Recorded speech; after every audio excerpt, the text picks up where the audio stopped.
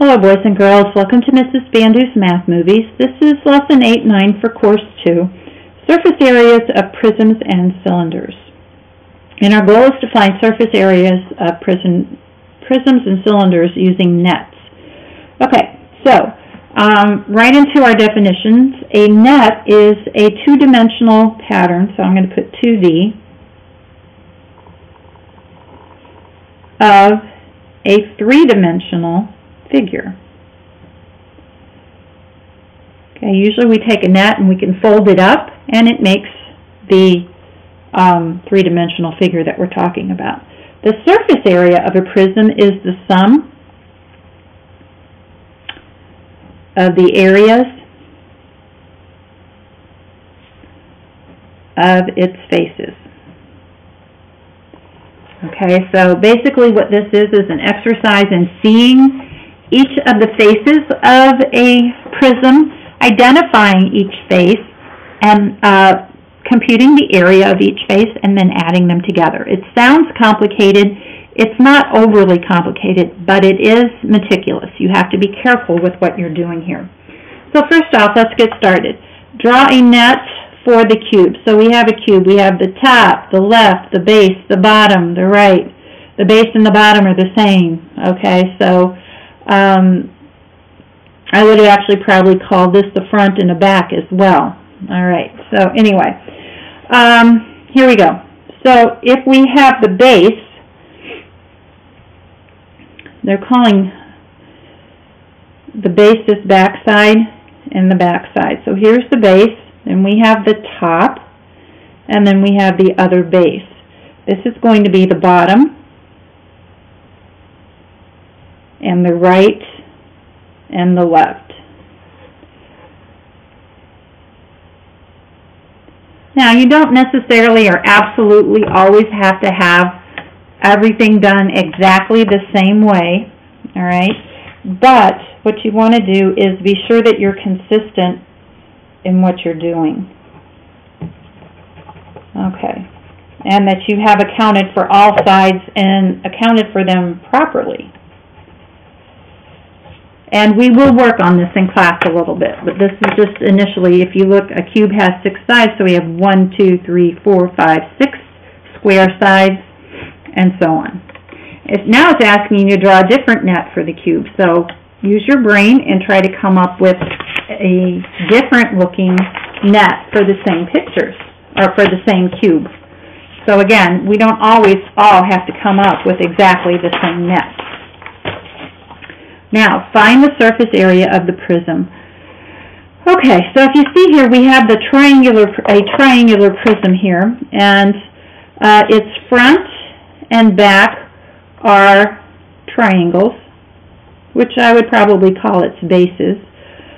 Its top is this larger rectangle here, and the bottom is the 24 by 10 rectangle. Okay, so I do have the net drawn for you. Let's fill in our pieces here. So for the back, this is 26, this is 24, because this is 24. Okay, so 24 centimeters there. This is going to be 26 because it folds up to match that side. This back here is 10 by 10. So the area of the little square section is 10 by 10. The left side, this is going to be 10, this is going to be 24. The reason we need the 10 and the 24 are because they're the base and the height. We don't really need the 26 on these two triangles, but we do need it for the area of this here rectangle. Okay, so let's put our pieces together. And so our top is 10 by 26, so I'm going to put 10 times 26. The bottom is 10 by 24. The left side is this right here. That's 10 by 10. Okay? And then the front side is going to be 24 by 10. And the back side is also 24 by 10. So I have a series of little problems I need to do. So 10 times 26 is 260. 10 times 24 is 240. 10 times 10 is 100. Half of 24 is 12 times 10 is 120. Half of 24 times, okay, so is 120. And then I want to add all of these together. So 120 plus 120 plus 100 plus 240 plus 260. 840. So this adds up to 840. So the surface area of the triangular prism is 840 square centimeters. So it's similar to what we were doing in our previous sections with area. It's just now we have to take apart the shape and identify each face so that we know what its shape is and identify the necessary measurements to figure out the area of that particular face. Once you have the area of each of the faces computed, you will add them together to get the total surface area of the prism. Okay.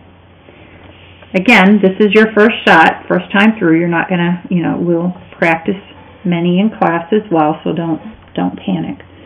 Finding the surface area of a cylinder. I think this is actually a little bit easier. Even though we use the number pi, we do have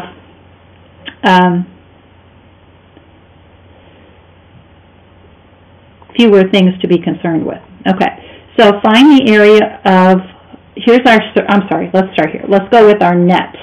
So if you take a cylinder, you end up with a circle on the top and on the bottom. And in this case, we know the radius, okay? And then we know that we need to know the height. Well, that should probably be the h there and probably the 2 here.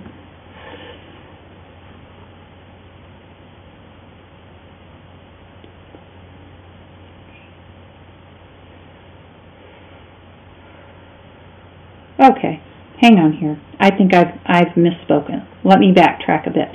Here we go. Each circle, we're going to need to know the radius. And then to figure out the area of the rectangle, that's the length of the diameter. So this should be 2 pi r. So this should be an r in here. My apologies. And then times the height, h. So please be sure that you have 2 times pi times r. This out here is the height. My apologies, I had a brain freeze there for just a moment. Okay, so area is pi r squared, so pi times 3 squared, or pi times 9. I'm going to tell you I don't have a calculator in front of me with a pi key, and if I can't move out of this program, so I'm going to have to just skip this at the moment and just fill in the pieces, and I'll give you the check answers in class. Okay? So this is going to be whatever pi times 9 is. Find the area of the rectangle. The rectangle is going to be 2 pi r h.